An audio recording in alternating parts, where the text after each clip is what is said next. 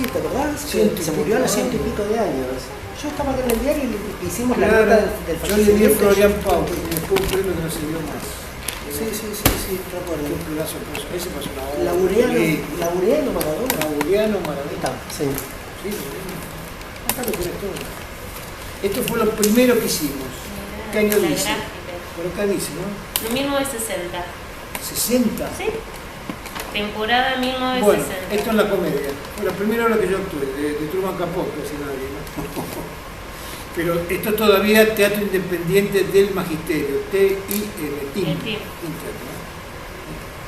Yo hice escenografía y actué, pero por ahí me ponen solamente en un lugar o no, depende. Están en las dos cosas.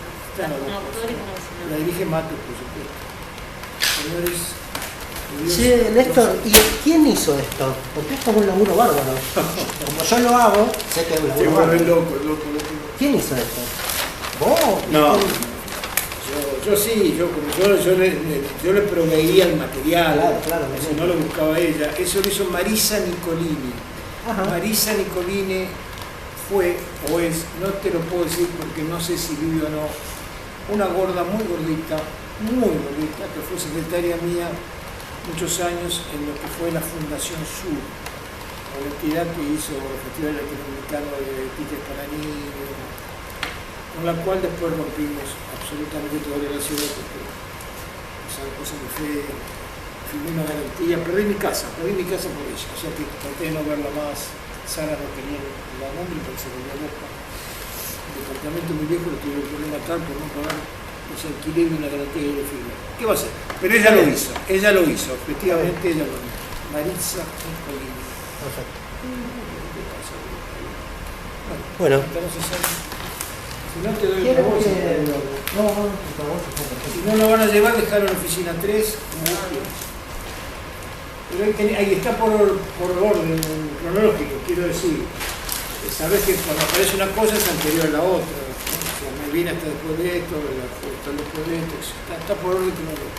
Hermoso. Señores, mucho tiempo no tenemos. Dale, Bueno. por eso. Bueno, Por claro, eso que en queremos. todo caso después hacen un café enfrente.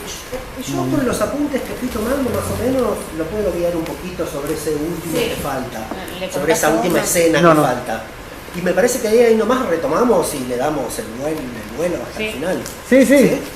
Yo a mí me parece bien, si les parece bien a ustedes, arrancar concretamente antes de los 80, un par de años antes, cuando el golpe de Estado del 76, porque ahí nacieron los talleres.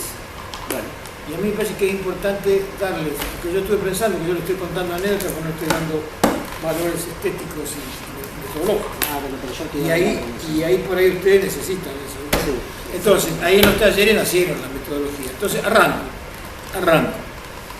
Con el golpe de Estado del 76, estando yo como secretario de Cultura de la Ciudad de Rosario, me tengo que socavar en algún lado y nos vamos allá, a calle La Prida 555, que era el sótano en donde nos refugiamos.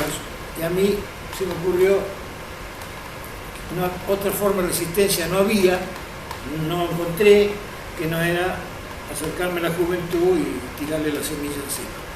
Y eso hicimos, armamos los talleres de teatro de Arteón, el famoso taller de teatro de Arteón de calle La Prida, comenzó su primer temporada en el año 77, porque en el 76 fue el golpe de Estado, vino el traslado nuestro, el refugio, todo, el armado de inscripción, y en el 77 vino la primera camada.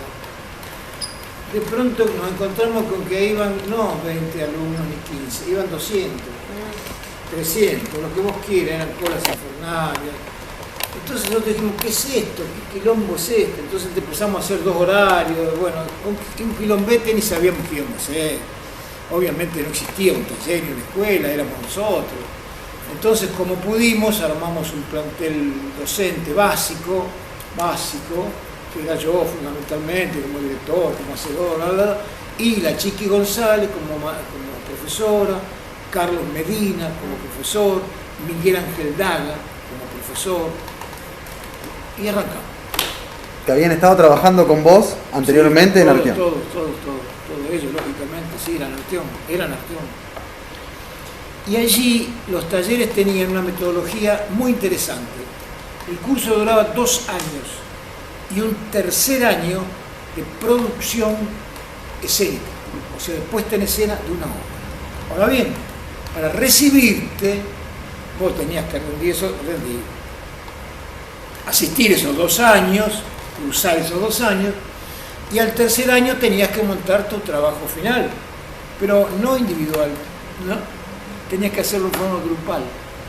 ¿Por qué? Porque nosotros no enseñamos al actor a salvarse solo, sino a trabajar en la autoproducción, en la producción común del grupo, en donde vos podías ser productor, director, actor, escenógrafo, encargado de prensa, o sea, el grupo era fundamental. ¿Para qué? Para que en esa época de los militares resistir, que solo no te iba a buscar nadie, o egresado a una escuela donde para colmo el director de Zapata, que venía de ser secretario de Cultura del peronismo.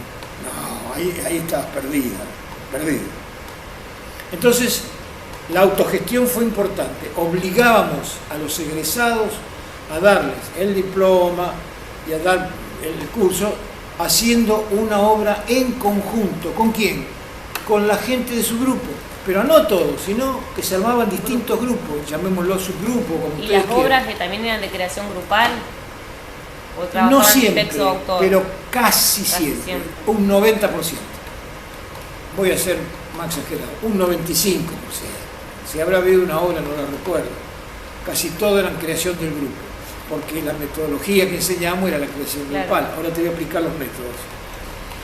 Pero lo importante era egresar con una puesta en escena. ¿Y quién la agarpaba? Arteón.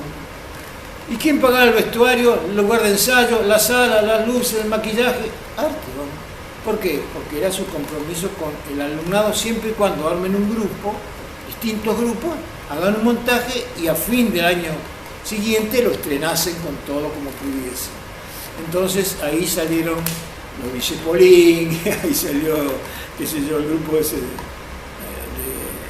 de los de afuera son de palo, el grupo de ¿Quién quiere patear el tacho? Todos los grupos de actores que ahora ustedes conocen como profesores o como viejos docentes de esa época formaron esos grupos. Esos grupos tenían una metodología que no lo inventaron ellos, la descubrimos nosotros, pero tampoco la inventamos nosotros, no, la descubrimos, seamos humildes. Ellos fueron dándonos y nosotros entendiendo y sistematizando. Y a fines de los 79 más o menos, yo ya empecé a dar cursos y charlas y hacía seminarios ya con una metodología que se llamó, era el método Arteón. La chiqui, como dice la chiqui a veces, fuimos pioneros de un teatro distinto en la Argentina. ¿Te parece? Sí, me dice. El teatro en Buenos Aires que íbamos a ver, prendía las luces y las apagaba al final del acto. Acá eran las luces, movimiento permanente y luces de corte. La música era empezando la obra y hasta terminar. Acá la música era permanente en las escenas, era cinematográfica. O sea, empezamos a hacer un teatro distinto. Rosario, todo el mundo lo decía, es distinto el teatro. O sea, un sello del teatro rosarino. Eso es muy importante. Y se llamó el método del actor creador. ¿Cómo surgió el método del actor creador y en qué consiste? Básicamente, muy cortito, después si quieren la charlamos aparte, en que la creación grupal nace a partir del aporte del lingüístico, del lenguaje dramático que produce el mismo actor, en una devolución selectiva del espectador. Y con espectadores no. El espectador es para nosotros el director. Sí. Un señor sentado allí no es el director, es el espectador. ¿Por qué? Porque va a mirar esto con los ojos que lo va a ver el espectador. Y su selección va a ser la selección factible a la comprensión, por así llamarlo, al consumo, como ustedes quieran, a la expresión, que pueda captar el espectador. O sea, el director debía seleccionar el material y devolverlo al actor como un espectador, decir, esto sí es lenguaje, esto no. No corras la silla, no camines, eso es funcional. hacé lo que el personaje produzca. Si vos hacés lo que el ser este que querés crear invente, le pase, acontezca, lo vas a hacer con un lenguaje escénico, dramático, y me lo vas a estar tirando como una improvisación llena de horas de trabajo. Y yo de aquí voy a decir, este momento, este pedacito, este cachito, es exactamente ese lenguaje, exactamente la forma en que estás revelando lo que queremos contar. Agarrémonos de acá, y todo lo que pegue con esto va a ser válido. O sea, el actor producía acción dramática.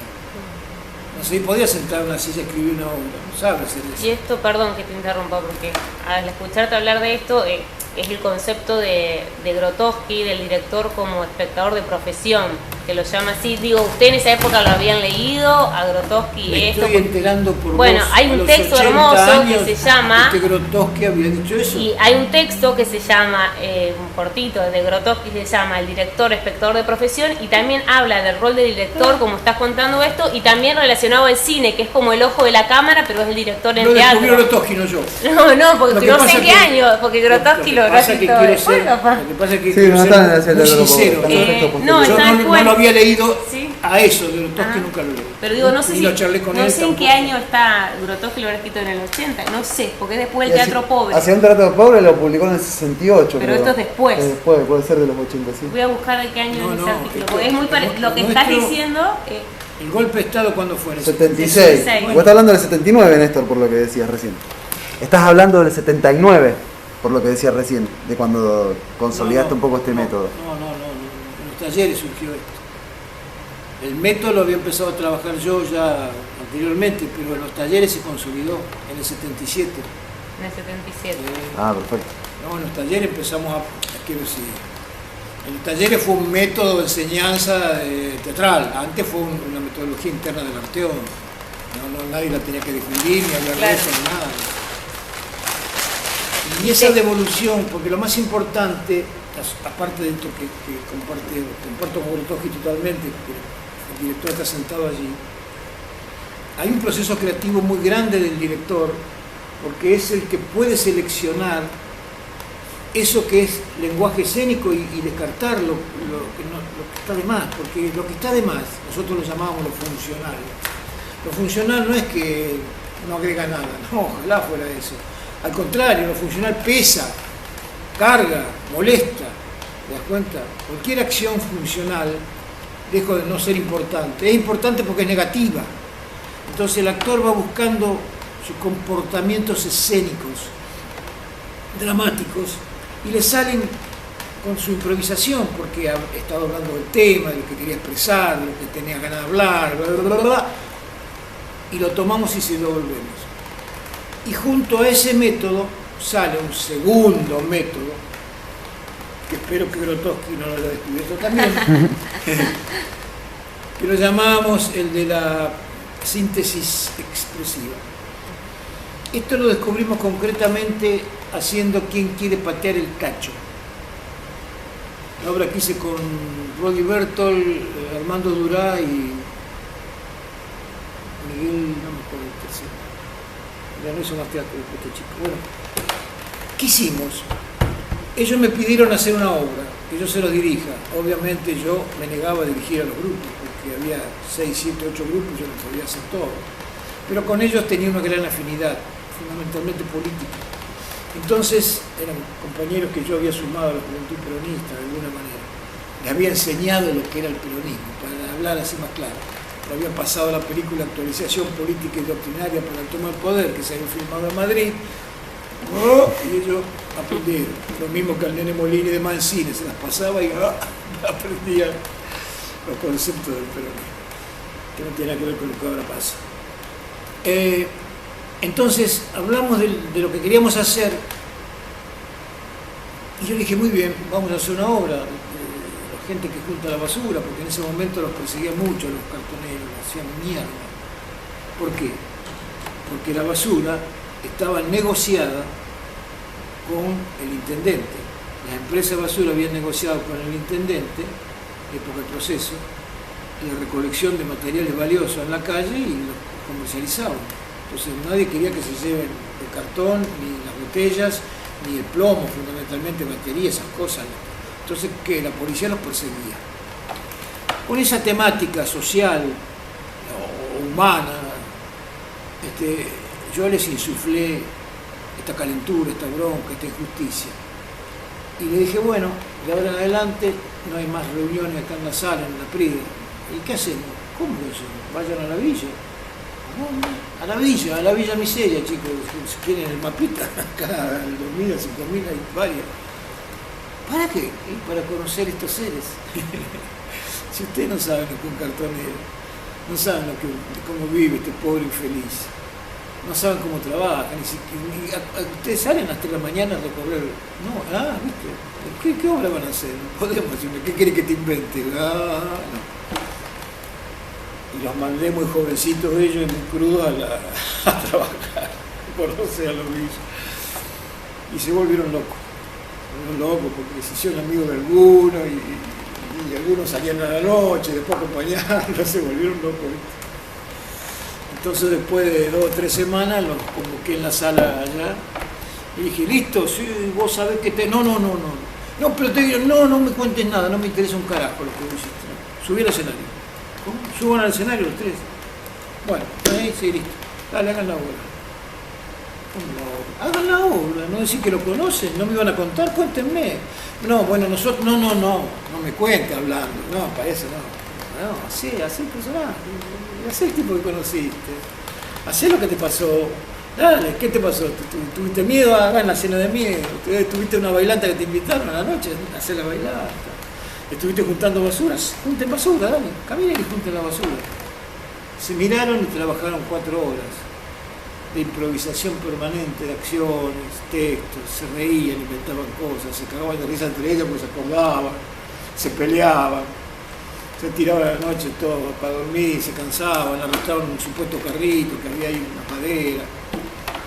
Terminó, yo grabé todo, dije, bueno, nos vemos la semana que viene. Me quedé 2 o 3 noches sin dormir, puse lo esencial que ellos hicieron, acá está la obra, vamos a hacer. Y nació el Tacho. Está dada como una obra de creación grupal, pero fue una obra de síntesis expresiva. O sea, el actor, el director y el dramaturgo ahora, un poco más que espectador dramaturgo, ya no es quien sintetiza, ya no es quien devuelve. Simplemente el actor produce algo que es como una síntesis de todo lo que él quiere expresar, de lo que quiere contar, de lo que en ese momento le gustaría estar interpretando como personaje.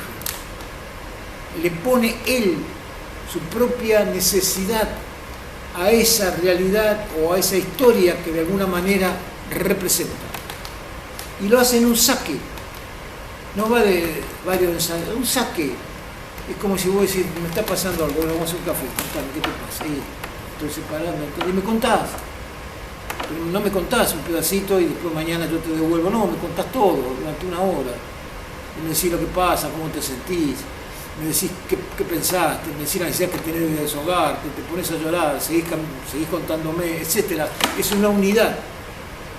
Porque todo esto es lo que vos querés contar en definitiva. ¿Qué es lo que en teatro se hace normalmente cuando el director te dice, vamos a hablar de lo que queremos expresar, ¿no es cierto? Todo este texto, toda esta historia, todas estas acciones, todas estas convulsiones, etcétera, nos llevan a expresar esto. Bueno, acá empezamos al revés. Empezamos, ¿qué queremos expresar? Busquémosle la forma dramática. Punto final. No, final no. Los seminarios para jóvenes directores, que son los que te nombraba ahora. Sí. Qué sé yo, tanto. Por ejemplo, después la Escuela Provincial de Teatro y Títeres me convoca. No recuerdo qué año ha sido. Bueno, pero te lo doy como ejemplo. Me llaman. Yo estaba sin laburo. Digo, pero yo no soy docente de la escuela. No, dice, pero queremos que vos des el último año a tu cargo, de los que van a egresar, de la segunda promoción de la escuela. Digo, pero ¿por qué yo, si usted tiene un docente, no sé por qué vos me dices, como diciendo qué lástima, qué va a hacer? Porque todos los alumnos se dirigieron al director y pidieron que dejo el curso. Y si no, vos no lo quieren hacer, quieren unir las dos carreras finales. ¿Cómo unir? Sí, docentes, porque la carrera en aquel entonces, estaba la escuela acá en Córdoba y Mitre, tenía, no sé ahora, pero tenía docentes, terminalidad de docentes, maestros y directores. Claro, ahora también. También direcciones, Claro. bueno. Docente de actores, docente de títere Eso. y No, dirección. esto era teatro. Claro, Y se pero están reunieron los todos, dos. eran como 20. Pero- y de ahí salió Gustavo Virado. Vos estuviste en la de dirección. Yo hice el curso, dirigí todo, ahora te explico. Dirigí conmigo, es más, le dije, no, yo acá a la escuela no vengo. ¿Cómo usted no viene a la escuela? No, me hiciste una porquería. ¿Ustedes quieren egresar? Sí, vamos, teatro. Y sí, la verdad que tenés razón. Ah, bueno. ¿Y quién consigue el teatro? Yo lo conseguí el teatro allá de las cooperaciones, acá en Entre Ríos abajo. Y ahí hicimos una apuesta. Miranda Joya egresó de allí, por Ah. decir algunos nombres. ¿viste? ¿Qué hicimos? El debute. ¿Qué fue el debute? Esta metodología. Porque ellos iban a egresar. Pero iban a egresar a ser actores de teatro independiente o profesores de teatro independiente. Si iban a llenar de guita, no, te iban a cagar de hambre. El público los reclamaba, no, los ignoraban. Que tenían lugares donde actuar y gente y todo, no le daban pelota. Vamos a egresar para eso y vamos a ver qué hacemos. Entonces hicieron el debut, una obra donde no iba nadie. Perdónenme, no se la quiero contar porque me emociono mucho. No quiero ponerme a llorar. Una obra muy bella, que se llamó El Debut y se hizo una sola función, nunca más. Y con Liliana Lloria siempre decimos que nos vemos. ¿Cuándo nos volvemos a hacer? Una vez Liliana hace un personaje maravilloso. Entonces, ellos expresaban sus dudas. En ese entonces quería montar una obra, la historia en el eco quería montar una obra que era Stefano, pero moderna, con otro lenguaje distinto. Entonces abandonaban el grotesco discepoliano y hacían cosas modernas. Y por supuesto, la estrenaban. Y la boletera de Liliana Joya, que tenía como un kiosquito así de varillas, abajo del escenario, que era la boletería. Y cuando estaban por dar sala y la gente entraba, ella levantaba eso, subía la escalerita y se iba hasta el escenario para hablar con los actores. O sea, la boletería iba con ella. Donde iba ella, iba la boletería. Pero ella quería ser actriz, no quería ser boletera. Entonces, ¿qué hacía? Le decía, vamos a estrenar, sí, ¿cuánta gente hay? 8. Mi mamá no vino, no sé quién es tu mamá, pero hay 8. 4 invitados, 2 mitad del precio. Pagas, hay 2.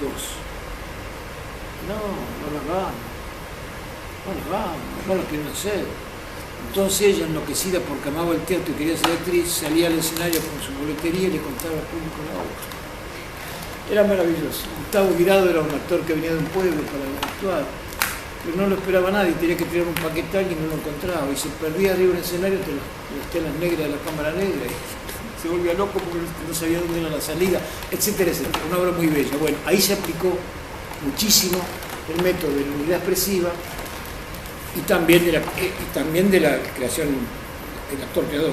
También actor-creador porque los elementos lo daban ellos. Bueno, vos me estabas hablando de los últimos años de la dictadura y de los primeros años de la democracia. Sí. Y ahí al toque viene Malvinas. ¿Viene? Malvinas. Claro. Malvinas fue otra cosa. Distinta. Ajá. Sí. Malvinas tuvo una metodología totalmente distinta. Totalmente... A ver, si yo hablase de Malvinas tendría que decir que aprendí mucho con la Forestal, que es anterior a Malvinas. Anterior. La Forestal es del 74, Malvinas es del 92. Son 16 años antes, creo que sí, la Forestal estrenó en el 74, cuando estaba Alfonsín. Sí. No, sí. perdón, en el 84. Perdón, Está bien, por en el eso. 84. Alfonsín Principio de asume la en el democracia. 83, yo lo estrené en enero del 84. ¿Y en qué aprendí con la Forestal? Que también tiene que ver con el método Malvinas. aprendí lo de la cantata, aprendí lo de la relación no tanto interna de la acción dramática, sino en el hecho que se produce como una sola acción dramática con la devolución del espectador. Aprendí esto que ahora todavía lo estoy diciendo cuando la gente me escucha y ve una charla o algo, porque sigo pensando lo mismo. La obra no está acá, la obra está allí. La película no está acá en la pantalla, está ahí la gente. O sea, el espectador completa, produce la puesta de la obra. ¿Por qué? Porque el espectador tiene una experiencia vivencial, que yo hablo mucho de esto, la mochila empírica, que es la que le permite revivir y emparentar las acciones que vos le estás tirando. Vos sos un provocador de acciones. Vos provocás el sentimiento, la tristeza, la alegría, el humor, la añoranza, el secreto. Vos lo provocás, pero no te pertenece, le pertenece a él, porque él recurre a su conocimiento del amor, a su conocimiento de las pérdidas, a su conocimiento del misterio, a lo suyo, si no, no puede amar. Y reconstruye la obra, que si él te la cuenta o así, esta no es lo que yo quise hacer, no importa, pero es la que él quiso hacer. Y eso lo aprendí mucho en La Forestal. Yo en La Forestal me despojé de todo, puse el cantante al medio, un actor al costado y un actor al otro costado, uno con todo. Porque el texto que me había dado Rafael Yelpi no era así. El actor era relator y actor, y dije, no, negro, no, perdóname, no. El actor es actor. ¿Sabes por qué? Porque es personaje. Y porque el espectador, como nosotros somos descendientes napolitano, español y gringo, nosotros nos aferramos al personaje, nosotros nos identificamos con el personaje, nosotros sufrimos y gozamos con el personaje. No, acá Brecht no tiene mucha cabida. No nos podemos distanciar. Eso no va con nuestro público, perdón, y en otros países, en otros lugares maravillosos. En Alemania ni te cuento. Entonces, ¿qué pasa? Yo separé los relatos, lo hacía Hamlet Lima Quintana, del personaje de la Che. Entonces, este daba la situación histórica del momento. Este la interpretaba, la padecía, y el cantante la exaltaba. Y la gente se moría. Pero vos sí, ¿cómo pudiste tener funciones en todo el mundo con esta obra y llenar tantas salas? Imposible, porque la gente se volvía muy loca, tenía como llegar 10 funciones. Porque funcionaba eso, funcionaba esa elementalidad, que la gente salía llorando y te abrazaba y aplaudía. Carlito Serrano, que en paz descanse, un gran escenógrafo y director de Rosario, subió al escenario la comedia cuando lo estrené, miró así la parrilla, la puta que te parió, me dice, me abraza emocionado, ¿no? ¿Cómo carajo podés hacer una escenografía con 4 telas roñosas de mierda? Yo estoy montando paneles y cosas. Yo había colgado telitas con unos hilitos de nylon y una plomadita y una maderita abajo que iban todo por la parrilla, una roldanita al otro lado, y al otro lado una persona la subía y la bajaba. Entonces las telas colgadas hacían así, y se armaba como un follaje de los árboles. Yo le tiraba luz roja y luz verde, y caían con los hachazos y volvían a subir, y caían con los hachazos. Y la gente veía una escenografía móvil, dramática, que expresaba cosas en sí misma. Y vos, ¿cómo? Porque si la escenografía no expresa, ¿para qué carajo la ponés? Para decir, no, porque tengo que hacer un living. Así que es importante que lo dramático pase dentro de un living. No puede pasar en el baño o en la calle, me cago en vos. Dejá que el lugar lo ponga el espectador. Nosotros fuimos con Stefano, y eso se lo conté, a un pueblo de Venezuela. Sí, eso ya lo conté. Se lo conté. Sí. Con mueble de acrílico y la gente se cagó en eso. Bueno. Ahí a lo mejor podemos hacer ese vínculo que estábamos pensando, porque a mí me parece también que la popularidad de La Forestal tiene que ver con el tema. Sí, tiene que ver. Y no es poca cosa, porque vos retomás temas populares, Sí, nacionales, de acuerdo. de preocupación, digamos, del pueblo, si querés decirlo de esa manera. Sí. Así es la forestal, que capaz que para mucha gente fue casi un impacto, porque Un impacto. la forestal Porque no la conocía. escondida, No la claro, terminaba- estaba como los escondida. Malvinas sí la Y- conocían. sí, pero Malvinas, cuando vos estrenás Malvinas, estamos en un proceso de negación de Malvinas. desmalvinización. Sí, correcto. A De los 10 años. menemismo y qué sé yo. Totalmente. Entonces a mí me parece que esos compromisos políticos también tienen que ver con la cuestión estética. Totalmente, sí. Totalmente. ¿Es así? Sí, totalmente así, totalmente así. Yo creo que lo que le pasa a la forestal, lo que le pasa a Malvinas, es el hecho de meternos en la forestal un poco lo setentista, el cambio social que tanto la gente anheló en su momento, desesperada, y en Malvinas el dolor de la herida y la pérdida y la identidad y demás. En Malvinas más que en otras, yo creo que la obra apeló, no especulativamente, sino como un hecho natural, contó una historia que tiene que ver con una emotividad colectiva, que tiene que ver con un sentimiento colectivo, por eso el nombre que le pusimos, Malvinas, canto al sentimiento de un pueblo, el sentimiento de un pueblo. Pero te voy a decir algo para ayudarme, me voy a ayudar a mí, me voy a agarrar una soguita para que no me dejes colgado. Malvinas la hicimos en Canarias, esto también te lo conté, ante un festival internacional de teatro, y fue la obra que clausuró el festival de los 3 continentes. Había gente de de África, de Europa y de América. Y de África venía un elenco de todo, de negros y minas que eran culturales, buenísimas, 2 metros y pico, parecían de mármol, se bañaban desnudos todas las mañanas, en medio del mar, ahí donde estaban. No había muchos amigos, fueron a ver Malvinas. No entendían un sorete porque hablan francés. Malvinas en español.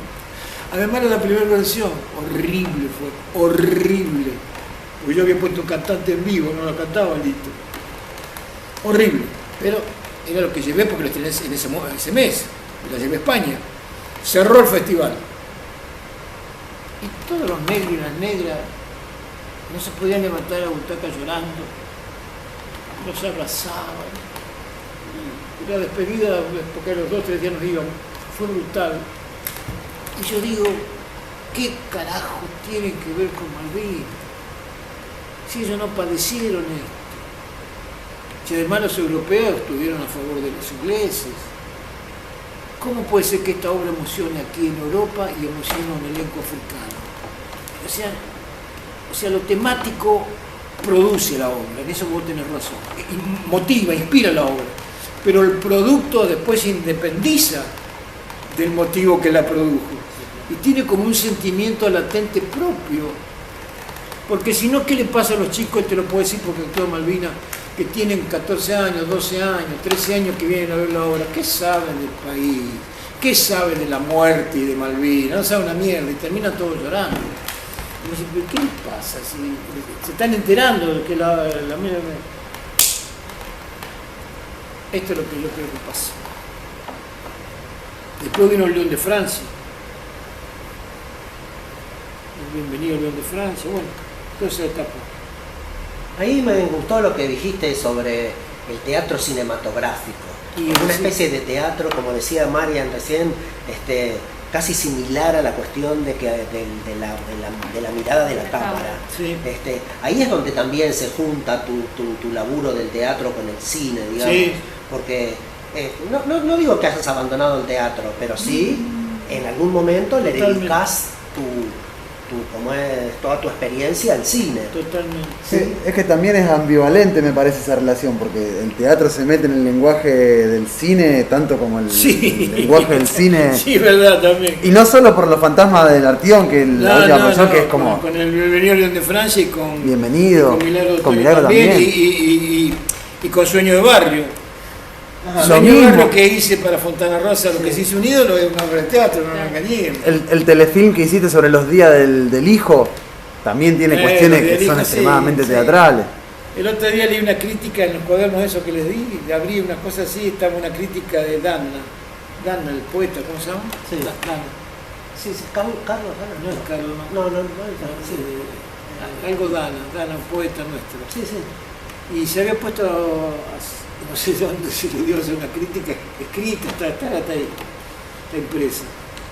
Y dice esto que vos decís, es terrible lo que dice. Dice, yo esperaba ir a ver una obra más de Zapata, dice, el realismo, dice, se pelea con la magia y qué sé yo, y las pelotas, dice, pero ya los personajes salen a hacer eso que ellos sienten y ya sabíamos todo. Dice, no, pero encontré otra cosa, encontré la historia de Cristo y empieza una crítica muy interesante, muy inteligente, muy linda. Hay un entrecruzamiento de lenguajes, no solamente del teatro con el cine, también con la radio. Por todo eso que vos decís acerca de los que hacían radioteatro y que en algún momento vos rescatás en Bienvenido León de Francia. Sí. Esa hay, digamos, sos como una síntesis del lenguaje. Como dicen, no sé hasta dónde uno se mete en el otro y el otro se mete en el otro. Tenés razón, yo tampoco lo tendría muy claro. Lo que sí me pasa a mí con mis colegas, y esto sí lo digo respetuosamente, con todos los teatreros y cineastas rosarinos queridos, quienes yo he parido y algunos que se parieron a sí mismos, es que no me terminan de perdonar en su intimidad, aunque no me lo expresen, los que hacen cine me dicen, Zapata hace teatro en el cine. Y los que hacen teatro me dicen, Zapata hace cine en el teatro. O sea, es como que no te perdonan esa fusión, Grotowski diría eso, esa fusión, teatro de fusión, teatro de amalgama. No te lo perdonan. Y a mí me pasa lo siguiente, yo no lo siento como una decisión, no lo siento como mi estilo entonces será más cinematográfico y yo tengo que jugar en esta obra el corte. Yo nunca lo pienso así, jamás. Me sale lo que sale, ¿viste? Sale lo que sale. Y tiene mucho que ver la historia personal con la época vivida. Mi generación es la generación que rompe un poco con lo tradicional, lo clásico, tiene toda la rebeldía del sistema y va creciendo y se va acomodando a los momentos históricos que va padeciendo el país. En ese sentido, qué sé yo, en ese sentido, el radioteatro, por decir un ejemplo, el León de Francia, es un mea culpa. Yo fui uno de los pelotuditos que a los 18 años se cagaba de risa a los teatreros. Los imitaba, me cagaba de risa, y ellos no se cagaban de risa de mí. Al contrario, me respetaban mucho, pero ellos vivían del teatro imágenes sensibles. La primera fue la Lenche y después fue España actriz estuvo. ¿Cuál fue la primera? La Negra Lenchi. La Negra Lenchi fue la primera, con ella fuimos a Estados Unidos. No, a Venezuela. A Estados Unidos fui con la otra, la que trabaja con Noam Crash, ¿cómo se llama? Sandra Petronio, gracias. De esa voz, allá atrás. Después con la otra, la que está en Buenos Aires, tampoco me acuerdo. ¿Quién es la tercera? Escucha, ¿y por qué decís que...? Ya entendí por qué le pedías perdón a los radioteatreros. Sí. ¿Y por qué pedías perdón con Evita? Porque se la debía. Ajá. Porque yo tenía 6 años cuando entré al jardín de infantes de la escuela número 3. Era un gordito bobo, tonto, que venía de Eleni Gabota, Eleni 27. Y esa escuela ni superó. La había inaugurado Evita. Esa escuela era un mundo. Ahí aprendía, tenía piscina climatizada, tenía canchas de básquetbol, cuando llovía se izaba la bandera y estábamos todos en las galerías cerradas, con calefacción. Era otro mundo, yo aprendí un mundo. Yo fui uno de los chicos del peronismo, Perón. Yo tuve el privilegio de ser eso. Hasta la adolescencia que vino el golpe de Estado y todos los amigos del barrio me cagaron a patada, me golpearon por ser peronista. Yo tenía 12 años, cuando vino el golpe. Yo se la debía. Entonces un crítico me dijo, Zapata, esta obra es subjetiva. Le dije, efectivamente. Es subjetiva, no pretendo decir que Evita era una santa, ni pretendo decir que una hija de puta y una yegua. Digo las dos cosas, poniendo el acento en lo que yo quiero. Pero es subjetiva. No pretendo hacer una obra objetiva, pretendo hacer una obra personalmente subjetiva. Ya ahí me agarró por la necesidad de expresar cosas un poco mías también, ¿viste? No solo lo latinoamericano y lo nacional. ¿Te das cuenta?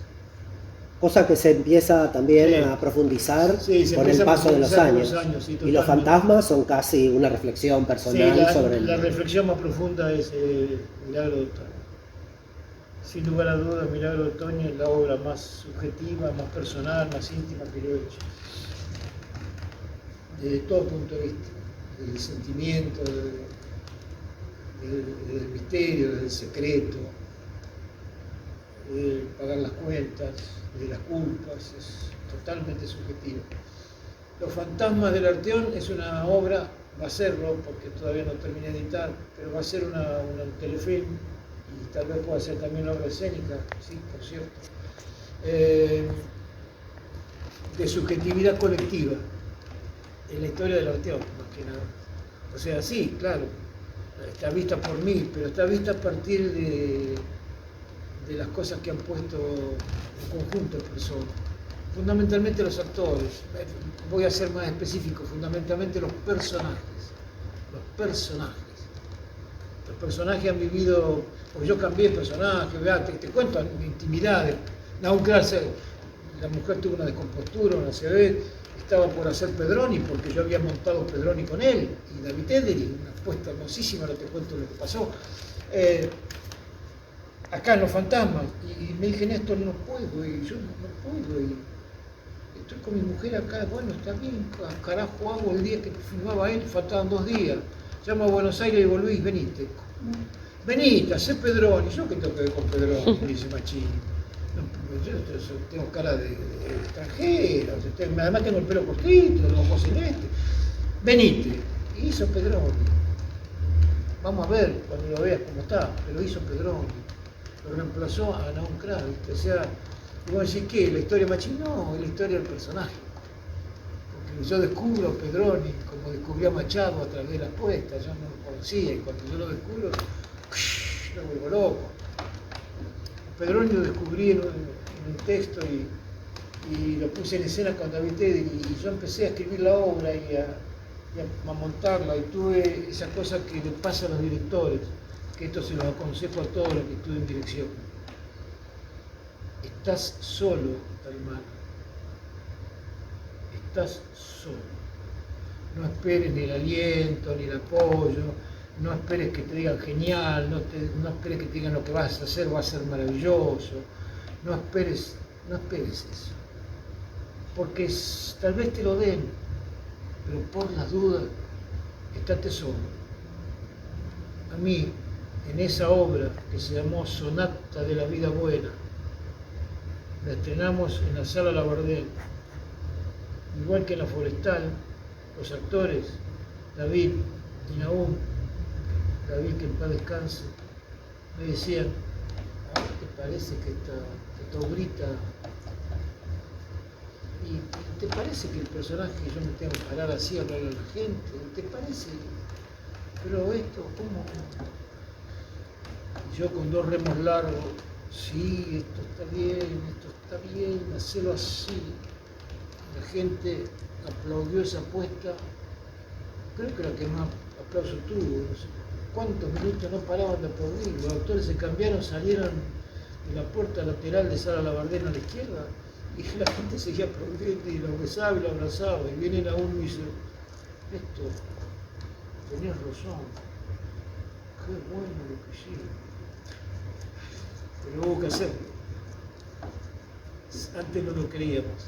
En la Forestal me reunió Emilio Lensky, Jorge Canepa y el cantante de Quiriopes en un bar al lado de la Comedia que había en la portada, porque nos echaron de la Comedia, no nos dejaban hacer ensayo general. Tuve que tener sin ensayo general porque tenía que ir como un asado luego. fuimos a tomar algo, estaba todo con la cara acá. Néstor dice, mañana vamos a hacer esto. Se miraban entre ellos, no se atrevían a preguntarme, ¿pero vos te parece que esto va a funcionar? Esto va a ser un éxito increíble, inigualable. Mentira, yo no creía en eso. Le estaba mintiendo, pero no me quedaba otra que mentirle. ¿Qué le iba a decir? Y no sé qué va a pasar. Esto va a ser genial. Pero yo solito me iba a dormir a casa con el peso del elenco, creía que iba a ser una cagada el día siguiente. Esa te la regalo a los directores. Eso hay que hacerle un monumento a los directores, porque eso lo padecemos mucho nosotros. Y al día siguiente, bueno, esto no lo vuelta. ¿Qué más? No sé qué más. Bueno. Por la hora, yo por Sí, me tenés habían que dicho de la hora. Sí, sí. Ya vamos de Tenemos una que dejar hora. la sala. Si quieren, ya estamos. Y nos habían dicho que teníamos que irnos 4:30. No sé qué hora es. 4:30. Sí, 4:30. Listo. Listo. ¿Sí? Bueno, Algo tienen de metodología. Sí, sí, es clarísimo. Hay... A los que me conocen a mí saben, yo me siento a ver una obra, un ensayo, y el actor se vuelve loco, porque quiere que yo hable, le explique, le marque, le diga. Y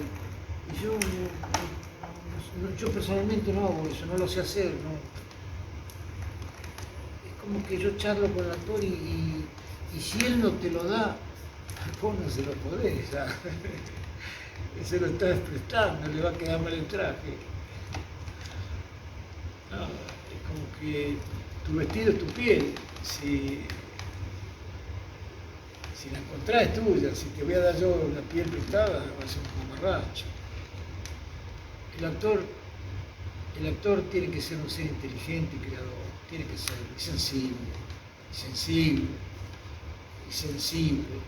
y curioso. Recuerdo la anécdota de Jane Dean, que viaja en un subte y ve a una mina sentada frente a él, que le falta una pierna. El tipo le mira y la mina se cansa. ¡Ya nos vamos! Y se cansa la mina y dice, ¿qué mierda me estás mirando? Nunca vi un muñón. Y se levanta la pollera y le muestra la pata cortada, muñón. Y Jane Dean le dice, sí, pero nunca lo toqué, nunca lo olí, nunca lo besé. Y se arrodilla y le toca y lo abraza, le acaricia y le besa el muñón, porque él tenía que saber cómo era. El actor tiene que saber cómo era, tiene que meterse, tiene que ser curioso. Un actor que no es curioso no conoce el mundo en donde vive. Señores, que Dios los bendiga.